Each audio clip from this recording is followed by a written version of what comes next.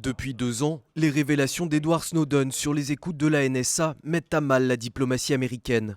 En septembre 2013, un document transmis par l'ancien agent de la CIA à la télévision brésilienne révélait l'infiltration des communications téléphoniques de la présidente Dilma Rousseff, mais également de son homologue mexicain Enrique Peña Nieto.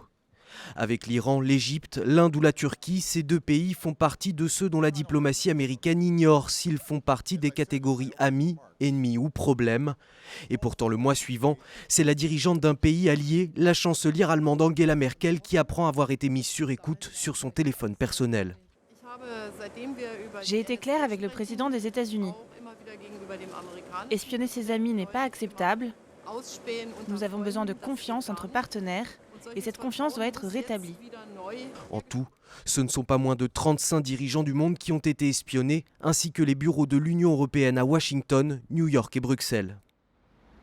Mais les grandes oreilles de la NSA ne s'intéressent pas qu'aux chefs d'État et de gouvernement. À travers PRISM, un programme de surveillance des communications électroniques censé contribuer à la lutte contre le terrorisme, les États-Unis ont observé le monde entier, entreprises comme particuliers.